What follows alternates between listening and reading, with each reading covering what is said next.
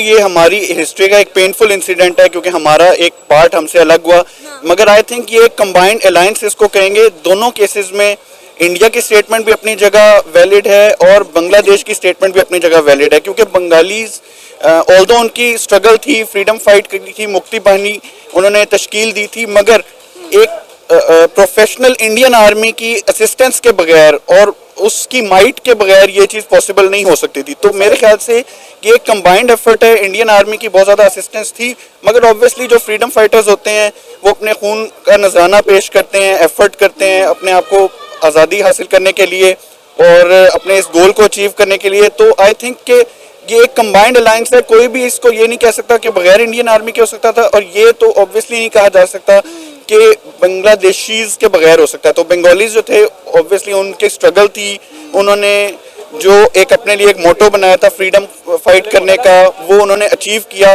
और उसके लिए उन्होंने नो डाउट इंडियन आर्मी की हेल्प ली। नहीं, वहाँ पे ओवरऑल जो सीन ये रहा है कि प्रॉपर्ली इंडियन सपोर्टर रहे हैं ओवरऑल उनके ऊपर वाले पॉलिटिक्स में, लेकिन पब्लिक हमेशा से उनके खिलाफ रही है। हमेशा से जब भी हम निकले बाहर उनके इंडिया के खिलाफ एंटी प्रो इंडियन थी गवर्नमेंट, और हम वैसे अपना एहतियार रिकॉर्ड करते हैं डेली बेसिस पे एहतियाज वगैरह, लेकिन थिंग इज दैट कि वो मतलब ओवरऑल नहीं मनवाते थे।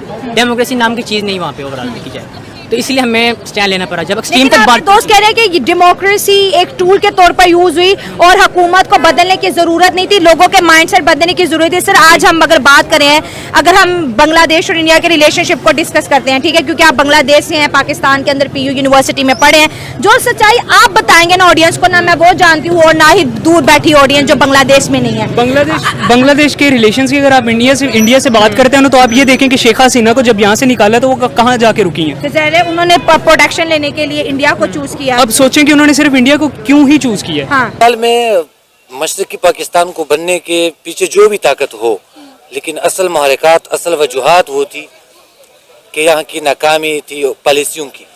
जो पॉलिसी साज थे वो उन लोगों को जब हक नहीं दे रहे थे, वो उन लोगों की जब ऑप्रेस्ड कर रहे थे, तो मेरे ख्याल में फिर उसका कोई भी क्रेडिट ले सकता है, लेकिन ज़्यादा क्रेडिट उस वक्त के पाकिस्तान, उस वक्त के जो बाइख्तियार लोग थे उनकी नाकाम पॉलिसी है। क्योंकि मैं एक चीज़ ऐड करूं 16 दिसंबर के हवाले से, 16 दिसंबर अब फॉल ऑफ ढाका या कोई लोग कहते हैं कि बांग्लादेश, वो कहते हैं हमने आज़ाद किया, वहाँ पे उस नाम से याद है, लेकिन हमारे इलाके में 16 दिसंबर 2014 APS के शुहदा के नाम से याद है।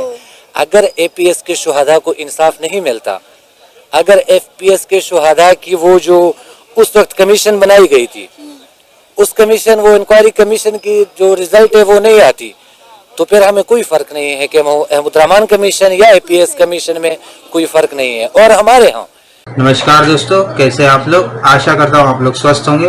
हमारे चैनल में आपका स्वागत है। इसी तरह हमारे वीडियो को लाइक करिए, सब्सक्राइब करिए और बेल आइकन जरूर दबाइए, और हो सके तो उतना शेयर करिए। तो ज्यादा समय ना लेते हुए चलिए वीडियो स्टार्ट करते हैं। Let's begin. सर, 1971 के बाद आज बांग्लादेश को क्यों याद आ रहा है?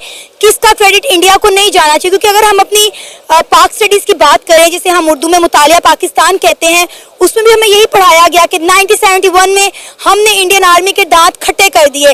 बाद में पता चला कि वो तो जंग हम हारे थे, इंडिया जीता था। आई थिंक इसकी एक मेजर वजह ये भी हो सकती है कि अभी रिसेंटली ओवरथ्रो की गई है बांग्लादेश में गवर्नमेंट, जो कि ज़्यादातर प्रो इंडिया गवर्नमेंट थी।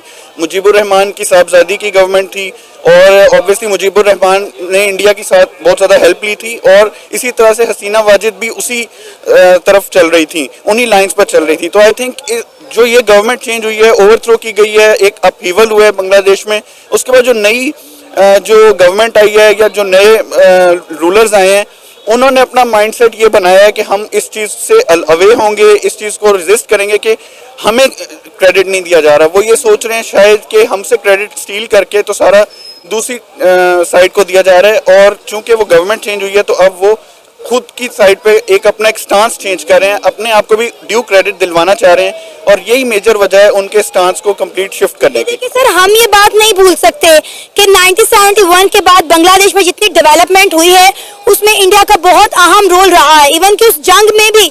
फिर आज बांग्लादेश किस तरह कह सकता है कि ये इंडिया की नहीं बल्कि हमारी विक्ट्री है? Bangladesh again as I said कि गवर्नमेंट चेंज होती है तो स्टांस चेंज होता है, और आई थिंक उनके इंटरनल मैटर्स के हवाले से शायद उन्होंने ये रियलाइज किया है कि हमें इस चीज़ का क्रेडिट मिलना चाहिए। शायद हिस्ट्री बुक्स में बहुत ज़्यादा शो किया गया है कि इंडिया की वजह से हुआ है। इंडियन हिस्टोरियंस ने, बहुत सारे लोगों ने, इंडियन गवर्नमेंट ने भी इस चीज़ को बहुत ज़्यादा हाईलाइट किया कि हमने पाकिस्तान को शिकस्त दी है, और चूंकि पाकिस्तान उनका आर्च राइवल है तो और ज़्यादा उसको उन्होंने मंजर-ए-आम पे लाने की कोशिश की है। शायद अब बांग्लादेश में लोगों को ये रियलाइजेशन हुई है कि मे बी उन्होंने जो ब्लड शेड देखा है, जो उन्होंने सेक्रीफाइसेस दिए हैं, उनको ड्यू क्रेडिट नहीं दिया जा रहा, और इस वजह से अब उन्होंने इस चीज़ को रियलाइज़ करने के बाद इंश्योर करने की कोशिश की है कि हमें भी वो ड्यू क्रेडिट दिया जाए, हमारी जो कंट्रीब्यूशन है, जो मेजर कंट्रीब्यूशन है, उसको तस्लीम किया जाए। ऑल्दो हम एक प्रोफेशनल आर्मी नहीं थे, हमने असिस्टेंस ली है, हेल्प ली है, लेकिन हमारा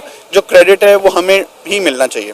वो पाकिस्तान आ सकती थी, वो किसी और पाकिस्तान और बांग्लादेश के रिलेशनशिप तो कभी बेहतर ही नहीं थे ना, वो कैसे आते ये आपको लगता है कि बेहतर नहीं थे?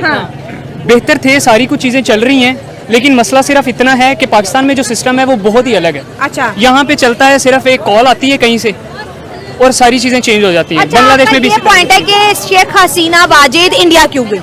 जी, क्यों गई? मेरा ये सिंपल सा क्वेश्चन है, क्योंकि रिलेशंस इंडिया के साथ बांग्लादेश के रिलेशंस बहुत अच्छे हैं। फेस पे आप देख लें, 1971 की जंग देख लें, हमने सबने, आप लोगों ने मुतालिया पाकिस्तान में पढ़ा होगा कि 1971 की जंग में इंडिया ने बांग्लादेश का साथ दिया था, लेकिन पाकिस्तान में एक सीन था, वॉलंटियर, रजाकार एक वर्ड बोला जाता है। बांग्लादेश में जिन लोगों ने रजाकाराना तौर पर पाकिस्तानियों की मदद की थी उस टाइम पे, कि जो लोग पाकिस्तान की साइड पे थे, ईस्ट पाकिस्तान और वेस्ट पाकिस्तान, जब ये अलग अलग हुए हैं, तो जिन लोगों ने ईस्ट पाकिस्तान को सपोर्ट किया तो उनको रजाकार बोला जाता है। आज भी रजाकार एक गाली है।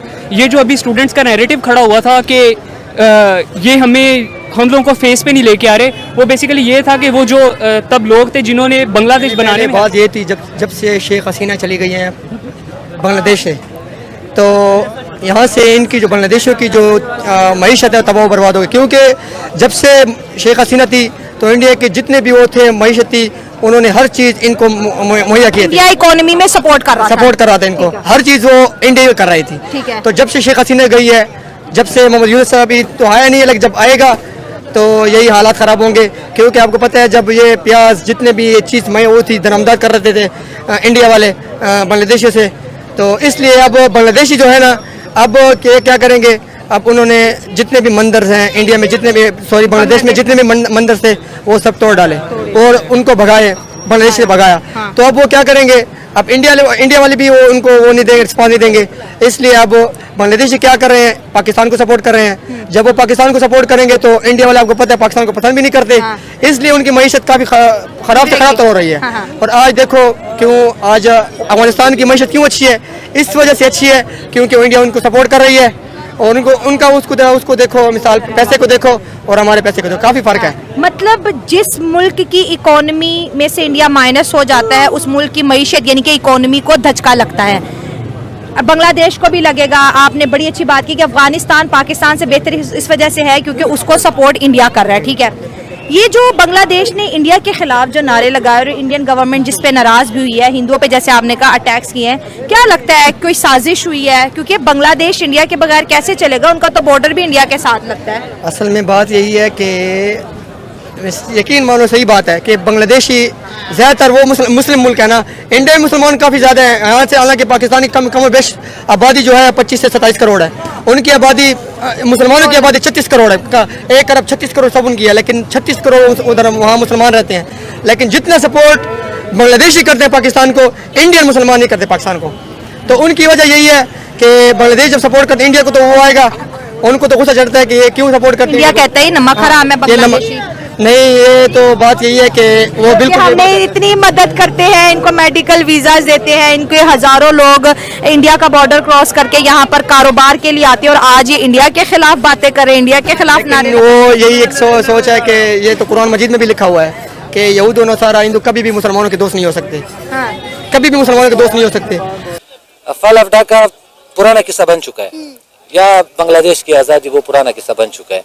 हमारे यहाँ जो तशवीशनाक है वो ये है कि 16 दिसंबर की शुहदा, वो कल भी हमने उस दिन को याद किया था और हमने अपने एक गम के इजहार किया था। आज भी हमने कई जगहों पे उनके हवाले से प्रोग्रामात किए।